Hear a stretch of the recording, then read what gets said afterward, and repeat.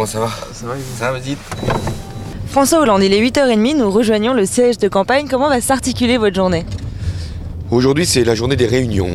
Ce matin, autour de Ségolène, on va analyser la campagne et préparer ses émissions.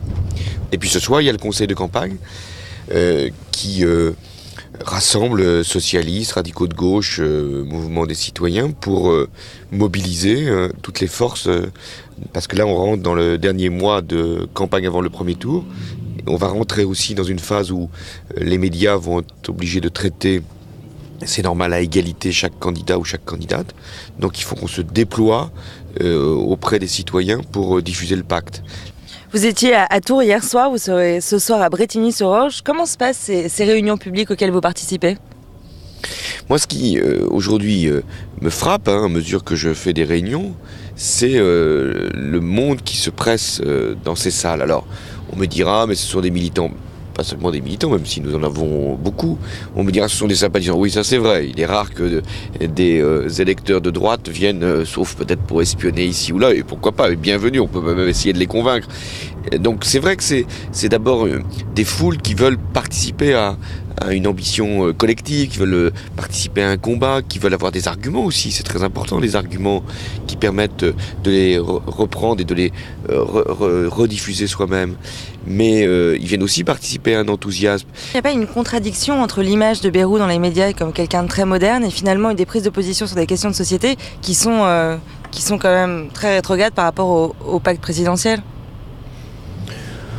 Mais je pense que il faut accepter que François Bayrou pense différemment de nous.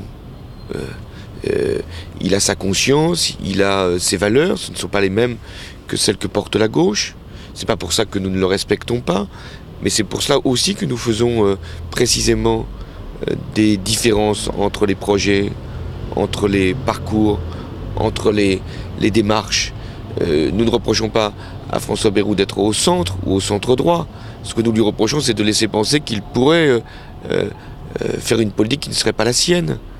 Il a son histoire, François Bayrou. Il a commencé sa vie politique avec Jean Le Canuet. Ça ne dira pas grand-chose à ceux qui nous écoutent, mais c'était celui qui était toujours au centre, mais choisissait toujours la droite, contre François Mitterrand. Nous allons passer aux questions d'internautes. Beaucoup de questions encore cette semaine. D'abord, Philippe demande, Ségolène a réussi à rallier la candidature de Jean-Pierre Chevènement et celle de Christiane Taubira. Où en est l'accord avec les Verts? Les Verts auront leur candidate Dominique Voynet dans l'élection présidentielle. Et ils en ont bien le droit, parce qu'il y a toujours eu une candidature verte à l'élection présidentielle depuis 1981, voire même 1974. Et nous voulons, en cas de victoire, gouverner avec les Verts.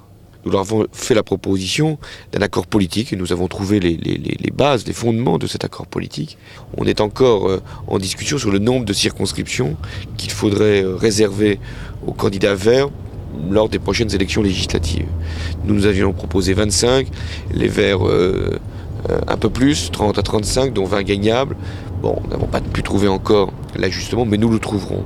Parce que nous avons besoin d'une majorité de gauche pour diriger le pays. Et dans cette majorité de gauche, il doit y avoir non seulement les socialistes, les radicaux de gauche, le mouvement de Jean-Pierre Chevènement, mais aussi les Verts et le Parti communiste.